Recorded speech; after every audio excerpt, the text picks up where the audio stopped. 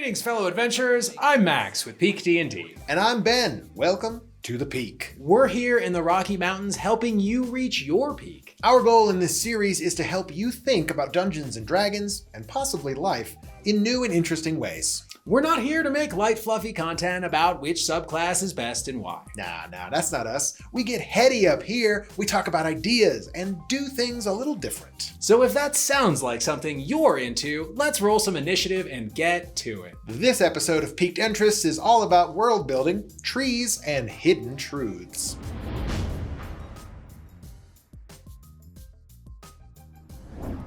A few weeks ago, we had the privilege of going on a real-life side quest to Texas. We gathered up the whole party, loaded up a van, and headed to LairCon. Got Oberon's blessing on the way. Shout out White Deer Tejas. This video was inspired by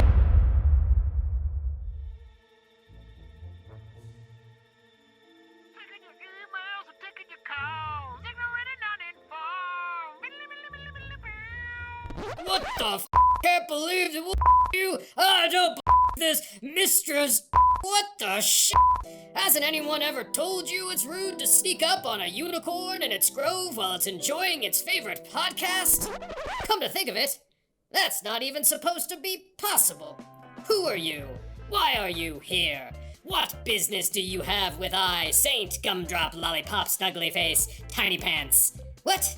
Yes, of course I have every right to use that title. I am a lawful good divine being, for Cuthbert's sake. I couldn't lie about that if I wanted to. What? No. Quite easy, really. I simply submitted the appropriate number of topics to Ignorant and Uninformed, and one day, a totally legit and valid certificate of sainthood magically appeared in my grove. Now be gone! Jeff was just starting to talk about how much he loves Omega! by one of the panels at the convention. And the 16-hour drive back, Woo! Which, might I say, you, sir, have earned your proficiency in land vehicles. You did the whole drive. Thanks. Before we start, a big shout out to the panelists Zach, Ed, and Luke, and our own DM Nick for the inspiration. World building is a broad term. It can mean a lot. As such, we thought it'd be good to define our terms. World building to us is the active process of creating a living world. And since that phrase itself is kinda loaded, let's break it down even further. An active process is ongoing. It occurs here and now. Creating is a verb. Verbs equal action. A living world is one that changes and grows. Every section of the phrase, the active process of creating a living world, contains words relating to movement. Hell, the term itself implies it. It's world building, not world built. Hell yes! If something is ing, it means it's happening as we speak. So the first thing to remember is world building is a verb. It's something you're always doing. This is the first of 3 truths hidden in words. And we mean you. Whether you're a player or a DM, you have a part to play. But more on this later. Another helpful way to begin to wrap your mind around something is by getting really clear on what it's not. This is the sculptor's way. Sculptors start with a block of something and chisel away at it until they're done. In that vein, let's talk for a second about what a living world isn't. Well, if something is alive, that means it's not dead. Nothing gets by you. We get heady here. Thinking about the qualities of something that's dead is a way to help us understand what it means to be alive. Things that are dead don't breathe. They don't move. They don't respond to stimuli. They definitely don't pay ransom. Yeah! Because dead men don't pay ransom. No! So for your world to be alive, it needs to breathe, move, respond, and pay ransom. A healthy world in Dungeons and Dragons is like a healthy tree. A healthy tree has strong roots, a solid trunk, tall branches, and continues to grow in all 3 of those directions. The branches reach up toward the sun as the roots sink deeper and the trunk gets thicker. A healthy world is the same. It grows up, down and out. And just like a tree, it also needs two things in order to grow. Gatorade! The electrolytes plants crave. No, sunlight and water is what we mean. There are 3 different types of sunlight to keep your world alive and healthy. One for each of the 3 parts of your world. Today, as we go top down, we're going to start with the branches. The branches of your world tree are nourished by the sunlight of our second hidden word truth: responsibility. Not in the obligatory sense of the word, in a literal sense. Yeah, no, your world doesn't need to pay its taxes and provide for its loved ones. It needs to possess the ability to respond. If your world doesn't change based on the actions of the people in it, players and NPCs alike, then it isn't alive. It is very much dead at that point. He's already dead. This means what the players do or don't do has consequences that reverberate out into the world at large. Say there are 3 plot hooks dangling in your world. The players can only choose one at a time. The events of the first one they do choose will be obvious. They will be the adventure you're currently on. One way to ensure that your branches are getting the proper amount of sun is by making sure things are happening in all the places your characters aren't. When your party gets back from their successes or failures with plot hook 1, plots 2 and 3 should have moved and changed in some way. I'm glad you mentioned failure. Failure is a great way to add life to your world. Oh, absolutely. Allowing your players to fail and live in the consequences is like a refreshing spring shower. There'll be more on water later. Maybe they didn't stop the wizard and now an entire continent sunk. Or were they too late to stop the ritual and maybe evil's actively wrecking the world now? Cleaning up messes is a great way to add life to your tree. At LairCon, Luke offered up a great example of how he made sure one of his worlds was getting enough of this type of sun. A player of his was trying to buy a map and didn't want to part with the 200 gold that it would cost, even though they could afford it. This character was from a far-off land of elves and happened to have a map of their mysterious homeland. A map the cartographer didn't. An exchange ensued. What the player didn't know is that there was an army of devils who'd been plotting an invasion of that area for eons, and all they needed was a map to lead them there. This devil army got wind of the map maker with a photographic memory and kidnapped him. Word spread to the elves. Now they raised their army and began to march to rescue this map maker, and the citizenry began to panic, so riots. All of this because one player decided to not spend the money they had and instead chose to put new information out into the world. That is a living world. It responded to the actions of a player, changed, and grew. Players are main characters. Their choices should matter. Notice Max didn't say the players are the main characters. No, exactly, because they shouldn't be the only main characters. This brings us to the next type of sunlight for your healthy world tree. Time to talk trunk. Your trunk is the people in it, specifically the NPCs. The more robust the people in your world are, the more robust your world will feel. And how do you make a character more robust? By giving them substance. Substance is the sunlight for your trunk. It comes from making the characters in your world interesting. One way our DM, Nick, does this for his worlds is by playing 2 truths and a lie with every NPC that he creates. Every farmer, shopkeep, beggar, etc.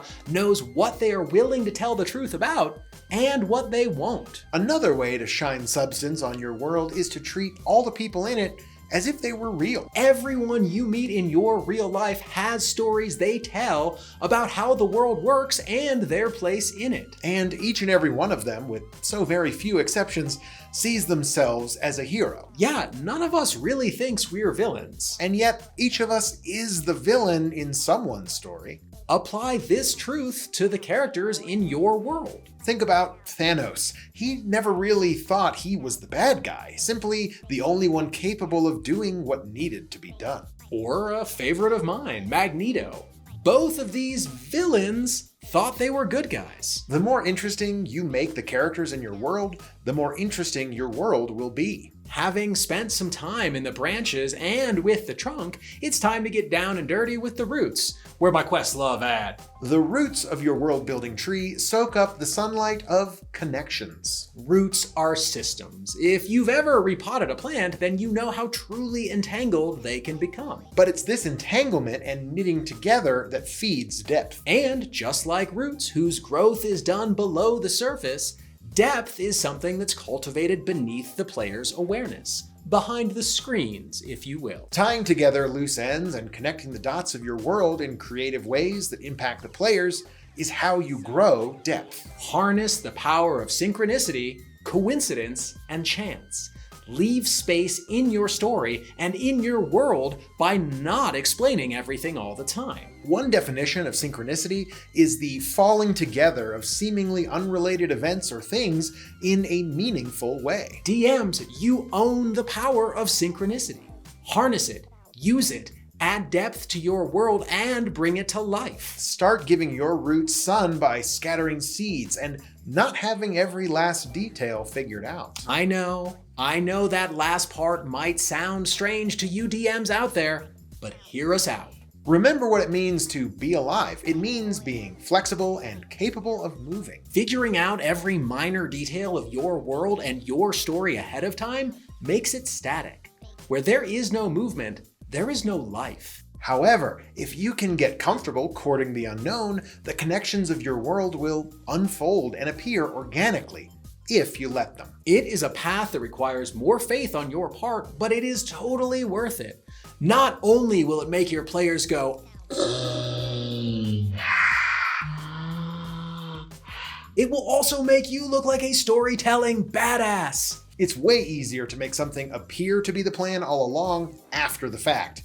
Confusing and counterintuitive, I know. At this point, it might be helpful to point to some of our gameplay for Into the Fae. Now I'm going to save you about 40 hours of your life. Part of Max's character's backstory is that he mistrusts law enforcement. Toward the end of the campaign, he begins to trust a guard who ends up betraying him. Fucking Timmy, sir. Now, there's no way that Nick could have planned this, because there was no way he could have known if Max would ever decide to trust a guard, or which one it would be. But because Nick left space in his story by not deciding the how or why of certain events, and because he made Sergeant Tim Maples a robust character, Nick was able to harness synchronicity and tie things together in a seemingly meaningful way and make it appear as though that was the plan all along. Doing this makes the world feel leaner and more intentional, as there isn't much fat left in it. Tie what's happening now through who and to what's already happened and not explained. That's how you create depth. Play a game of connect the dots with story logic as your guide. If you leave spaces in your story and have robust characters populating it, then the answers to the questions of why is this like this and how did it get this way will lead to natural conclusions. Oh no, I've gone cross-eyed. The story will provide the answers to these questions for you if you let it. You don't have to just force things. Allow your main characters to act and the world to respond. When the time comes to answer who and why, use what's already there. Let your branches, your trunk, and your roots bolster one another. Having bathed your world-building tree in all the sun it needs, it's time to water it. Everything up to now has been about the 3 types of sunlight a healthy world needs. Mom always said that's 3 types of sunlight. They're the red sun, they're the blue sun, they're the green sun. But sunlight itself isn't enough. Trees also need water to survive. What wets your world and keeps it fertile, moist, and alive? Emotion. There are 2 sources of water for your world. One comes from the players, one from the DM. The healthiest of worlds get both. Players make it rain by investing energy, attention, and interest into the world. Give these to the story and I guarantee you will become invested in it. Once you're invested in it, it can and will move you. Emotions drive decision. Decisions are the way players primarily interact with the world. As much as we'd all like to pretend we're logical creatures, we aren't. And here is our final truth hidden in a word. Motion comes from emotion. The more emotion at a table, the more vibrant the world becomes. But the only way for emotional rain to fall is if people around the table care about what's happening, if they're interested. As we've said before, interested equals interesting. If everyone around the table is interested in what's happening and making it awesome, it will be more awesome. Dungeons & Dragons just feels different when everyone around the table is engaged. It's a palpable feeling. There are things on both sides of the screens that can be done to encourage this. Players, put down your phones, close your other browser tabs, cut the side conversations, and make the game the center of your attention. Make the game what you're most interested in, and it will become the most interesting. Invest in your character and the story that's unfolding. Care about what's happening, and allow those events to move you. I've got the power to move you. Then DMs, add your own life-giving water to your world tree by paying attention to what triggers your players' emotions. Tug on heartstrings. Give a gut punch. Every story you've ever loved involves emotional swings. Your game should be no different. Is there an NPC your characters seem to care about or trust? Perfect! Kill them off in a glorious, heart-wrenching fashion. Or have them betray the party. Got an NPC your characters don't like very much? Tie them to a much larger, sinister plot. Gary. Or make them good guys. Either way, you water your world and sun your roots. Now, these are ways to water your world in the later stages of the game. Your players have to have already built relationships with NPCs for this to work. But remember when we said failure was a refreshing spring shower? I think the nicest thing failure has ever been called. Forcing your players to face their failure is a great way to water your early and mid game. A way to water your world tree from the beginning involves something that we've touched on before. In our video on fun, we mentioned a trick that Nick likes to use during character creation to add emotional stakes. Knots. Knots are additional backgrounds the DM creates specifically for the campaign. Each player gets to pick one. Nicks don't usually come with mechanical bonuses, but yours sure as hell can if that's something you're into. You create more knots than you have players. About 2 more than the number of people around the table is a good rule. All you're looking to do is provide another point of agency and choice for the players, as choice and decision are their primary way of interacting with the world. If you're running a module, tie each knot to a specific NPC or organization in the story, one that is or will be affected by what is or about to happen. This grounds your players in the story and orients them emotionally. When they already have ties to the people being affected, they will be primed to feel a certain way about what's happening. It's like in real life. How do you feel when something good happens for someone you love, provided you aren't a sociopath? Or when the news is bad. Give the players people they love who are going to be a part of the story, even if only at the beginning, and it will water your world. A word of caution, though. Just like with trees, overwatering is a possibility. Don't trap your world in a glass case of emotion. Ron, where are you? I'm in a glass case of emotion. You want just enough to keep your world flexible, responsible, robust, vibrant, deep, and alive. Hey, thanks for hanging out and sticking around with us today. Hopefully we piqued your interests. And maybe gave you a little sunlight and water of your own. If you're here with us now, thinking deeply about Dungeons & Dragons and life, let us know in the comments below. If there's a topic you'd like us to cover, cast sending. There's an email link in the Underdark. If you're tired of being told what spells and subclasses to pick, hit that subscribe button. We don't really do any of that here. But every one of you who does and has subscribed, thank you. We are stronger and one step closer to leveling up because of you. Go ahead. Dispel that glyph of warding that hangs out around that notification bell. We'd hate for you to get skipped and missed your turn. Check back here every Wednesday and Saturday for more quality Dungeons & Dragons videos. And until then, keep on climbing, and we shall catch you next time up here at the peak.